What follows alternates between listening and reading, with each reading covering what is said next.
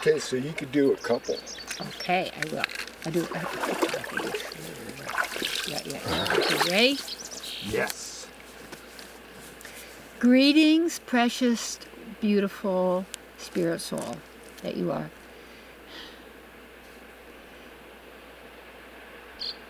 This is the greatest work in the world, you know, because it's about you. My topic: the slippery slope of the 7 deadly mistakes. Mistakes. The slippery slope. It's what takes us down. It's what brings suffering and violence and sickness into a person's existence. Nothing ever happens to you. And those of you who are meditators, those of you who are, you know what I'm talking about, because you are the witness. And you're eternal and can never be harmed or hurt. And I love what the Vedas say, that you're brighter than 10,000 suns and smaller. Let's say 10,000 of us can fit on the end of a piece of hair. That's how small we are, yet we pervade through this body and expressing. Now, they call these the 7 deadly sins, but sin is also means missing the mark, or you missed the point, you made a mistake.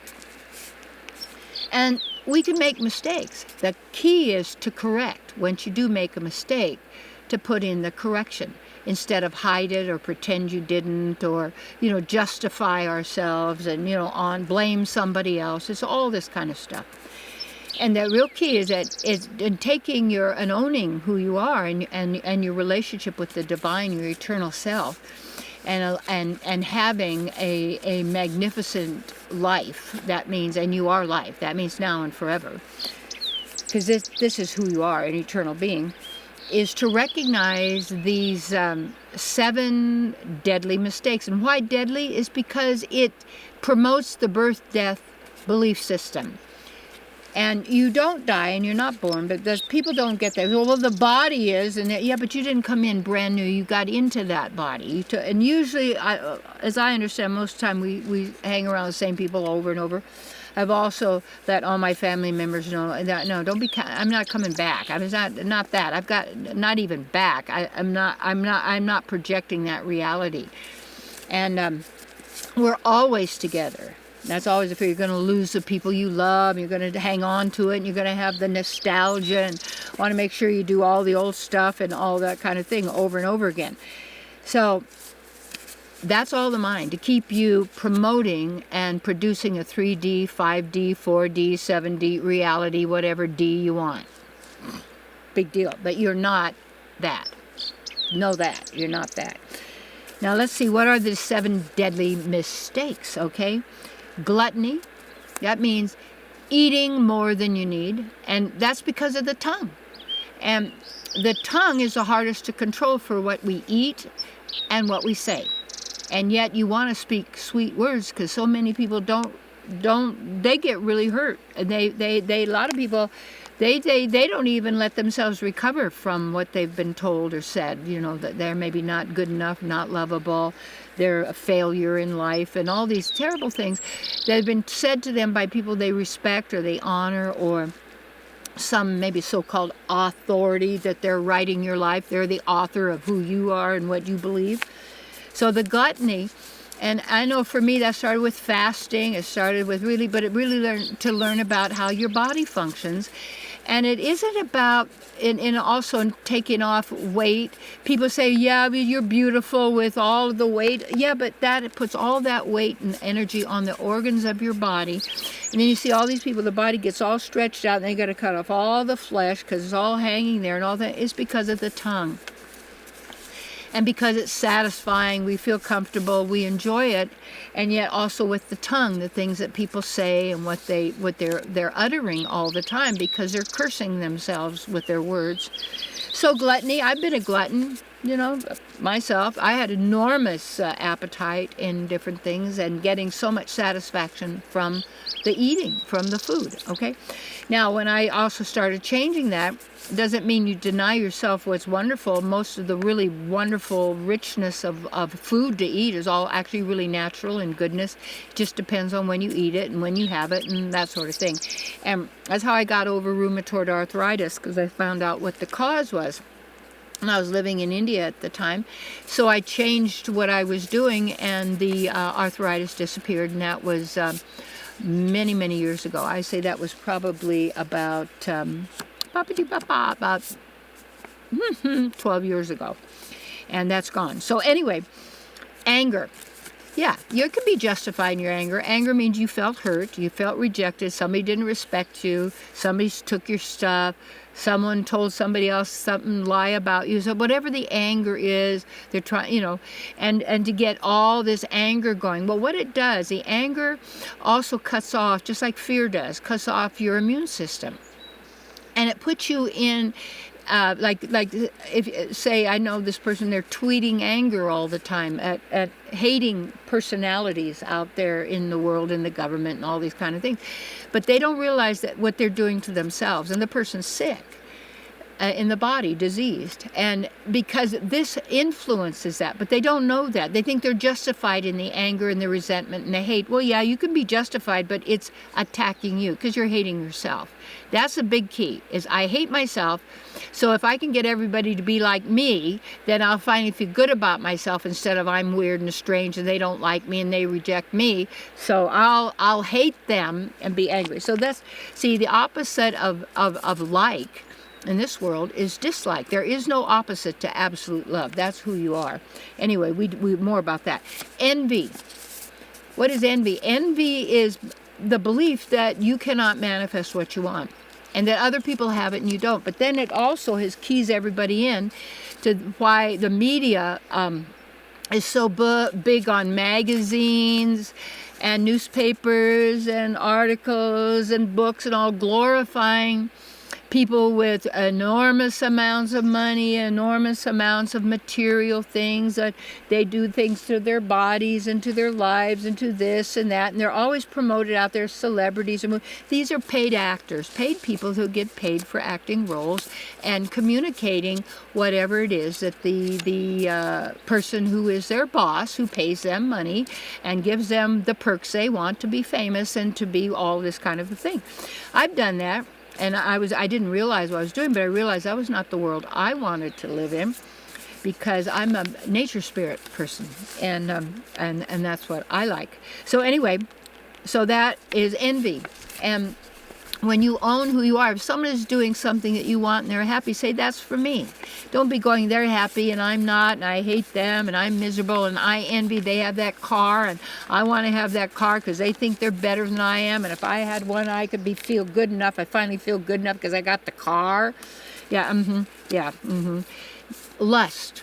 Lust is like envy, but lust is, I want to get something off you. I'm lusting for something, your flesh. I'm lusting for your lips, your tongue. I'm lusting for your toes. I'm lusting for the food that you're eating. I'm lusting for the house you live in. I'm lusting for your dress. I'm lusting. I'm lusting. I want it. I want it. I want it. You see people that have become consumers. You're not called now a citizen. You're now a consumer, and you better consume. Because you're a consumer. I'm not. I'm a living entity. I'm a divine being. And none of those labels are you, and they're not me. This is the greatest work in the world. This is where your investment needs to be, into the study, into reading, into listening, into working. And most people, they don't want to do the deep work, so they never get the richness. They never get the power. They never get the knowing and the freedom and the liberation and who they are and the joy of being. And more than that, you have no fear. Okay, lust. You say, that's for me, I'd like that. Okay, sloth. And that sloth is kind of a laziness. Remember those poor little sloths? They're not really lazy. They're just kind of those little creatures are kind of slow, and you might call them a, couch. Somebody sits on the sofa all day and watches TV. Blah, but could be worse because they're sloth and they're lazy. Nothing's clean. Nothing taken care of it. It's just bleh, you just consuming. That's fine. You want to do that, but the food, the stuff you're taking in, that's making you sick. It's knocking you off. It's confusing you. You don't know who you are. Come on, okay. Pride. Pride's cool. Pride always comes before the fall. So what does that mean? It's taking credit for being the doer when you're not the doer. People don't get that. Well, I'm doing it and I made this happen. I'm the one. I did this. I'm the one. I glorify myself. I did it. It's my idea. You can't go there. It's my idea. It's mine. What? Just comes from the mind in that world, but in divine wisdom. And who makes it happen? It isn't. You're not the doer. No. But you are the consciousness of the doing. But when pride, we want to take the credit. And a lot of people say, well, the universe did this for me, because they don't want to say the divine. They don't want to acknowledge there's a supreme being, supreme source that we are part of, beyond this world, beyond this virtual reality projection that we're projecting of a copy of the real. And you can perceive the truth and the real if you have eyes of perception. And you perceive the spirit behind everything, and you know who you are. You're in a spiritual world then.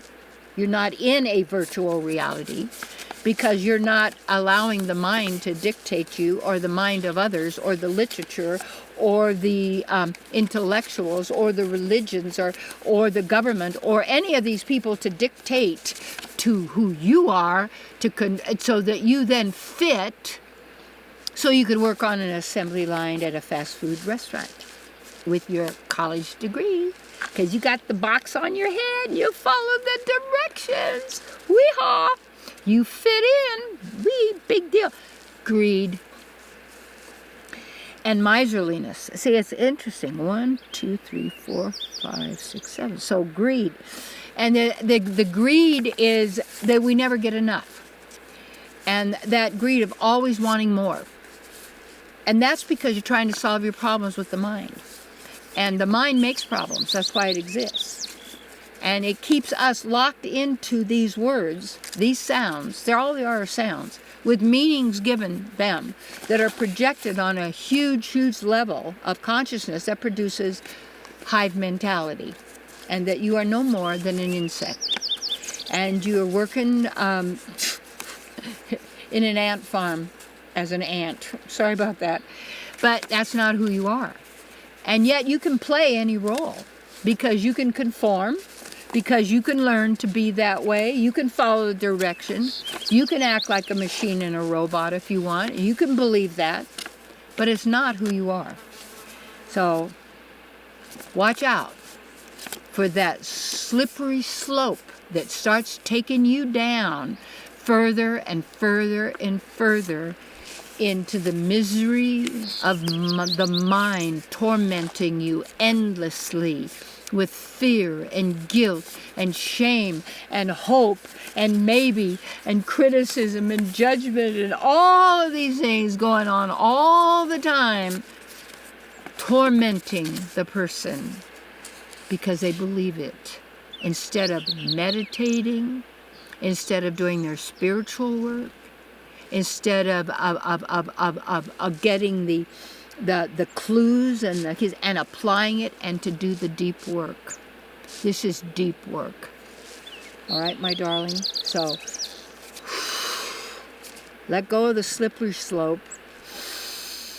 Free yourself from all of that and know the truth that always is and all is well.